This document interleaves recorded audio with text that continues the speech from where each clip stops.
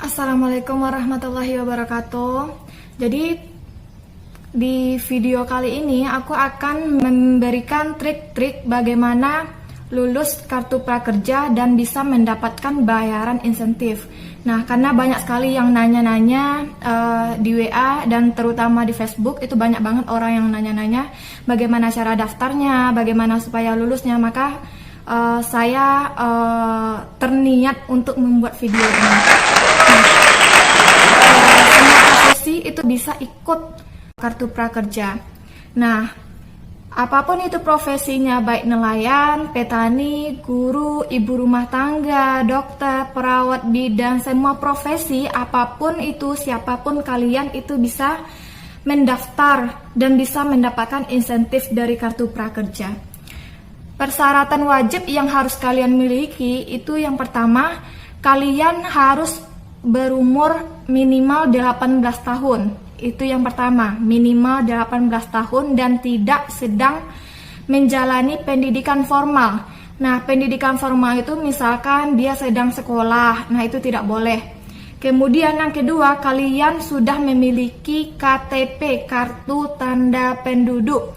Yang ketiga, kalian memiliki nomor HP yang aktif atau yang sedang kalian gunakan. Dan yang keempat, kalian harus memiliki akun email.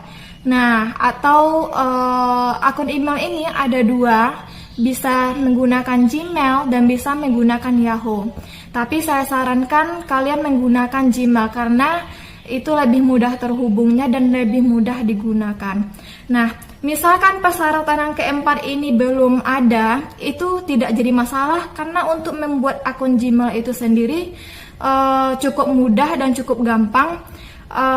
Tinggal mengklik di Google daftar Gmail, nanti itu keluar situsnya dan kalian tinggal memasukin data-datanya.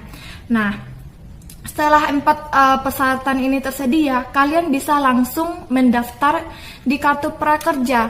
Kalian tinggal masuk ke situs resmi kartu prakerjanya, itu www.prakerja.co.id. Jadi langsung saja kita mulai cara pendaftarannya.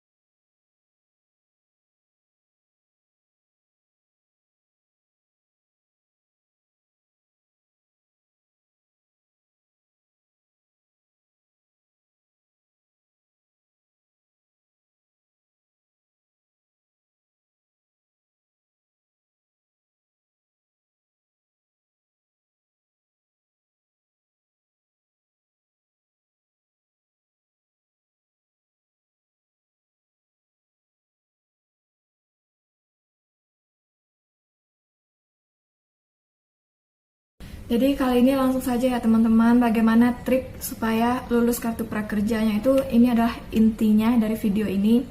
Jadi nanti ketika kalian ikut tes yang diberikan oleh kartu prakerja, itu ada tes motivasi namanya.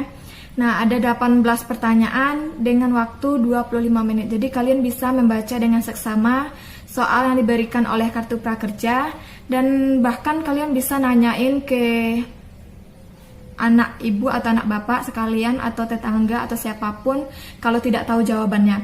Nah, di sini kalian tuh harus menjawab bukan memakai perasaan, bukan memakai perasaan tapi memakai logika. Nah, ketika kalian mendapati soal yang berisi misalkan saya merasa minder dengan kemampuan saya ketika ada orang yang lebih hebat daripada saya. Nah, ketika soal itu muncul, choice jawabannya itu ada 5. Sangat setuju, setuju, ragu-ragu, tidak setuju, dan sangat tidak setuju. Nah, kalau secara harfiahnya itu kan kita seharusnya menjawabnya wajarlah kita kita nggak boleh minder. Soalnya kan kita tuh harus pede ya, kita harus percaya diri dengan kemampuan yang kita miliki. Seharusnya kita menjawab tidak setuju ya, bahkan sangat tidak setuju. Tapi itu kurang tepat. Nah, secara logikanya, kenapa saya mengatakan itu kurang tepat? Karena ini prakerja. Nah, jadi di sini kita tuh harus merasa minder supaya kita membutuhkan yang namanya prakerja. Nah, jadi jawabannya itu kalian bisa jawab setuju atau sangat setuju. Berarti kan kalian merasa minder, memang merasa minder. Nah, makanya kalian membutuhkan yang namanya prakerja, pelatihan kerja. Nah, itu maksudnya. Jadi kalian tuh jangan sampai ketipu dengan pertanyaan-pertanyaan yang seperti itu. Nah, ada lagi pertanyaan lain seperti soal lainnya. Aduh, lupa. Saya agak lupa ingat juga, soalnya kan udah lama juga saya daftarin uni dan adik aku. Nah, jadi kalau nggak salah pertanyaannya itu saya takut mencoba sesuatu hal yang baru karena saya takut gagal. Nah, di situ saya memilih jawabannya itu setuju. Nah, kenapa? Itu saya mikirnya kalau kita merasa takut gagal, makanya supaya tidak merasa takut gagal, saya membutuhkan yang namanya pelatihan yang dari kartu prakerja. Nah, seperti itu ya logikanya. Nah, kemudian ada pertanyaan lain lagi seperti saya tidak suka mengerjakan sesuatu atau mengundur-undur waktu untuk menyelesaikan pekerjaan yang saya tidak suka. Nah, di situ kan seharusnya kalau kita bekerja di suatu tempat atau apapun itu pekerjaan kita, ya jelas kita harus menyelesaikan pekerjaan kita kan, seperti itu ya seharusnya. Nah, tapi di sini kalian jawabannya itu malah sebaliknya.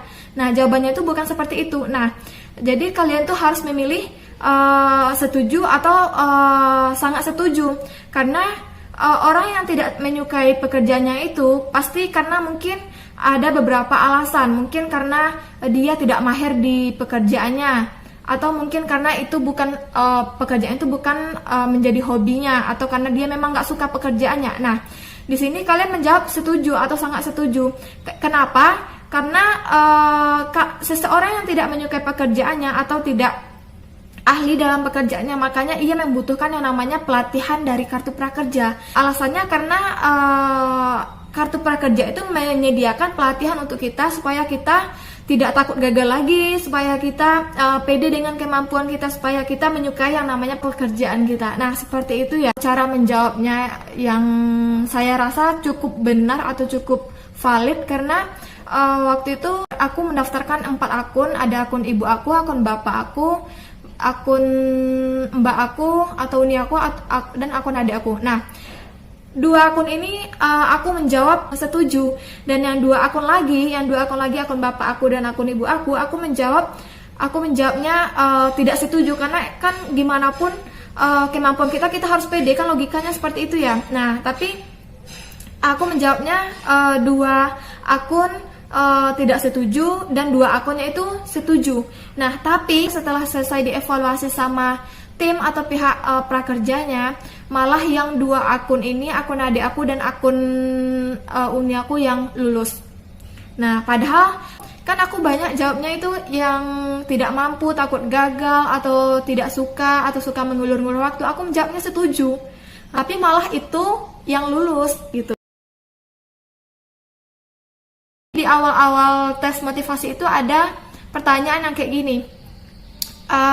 Alasan saya mengikuti pelatihan pekerja ini adalah, jadi kalian di situ harus menjawab untuk meningkatkan atau mengasah keterampilan atau skill yang kalian miliki.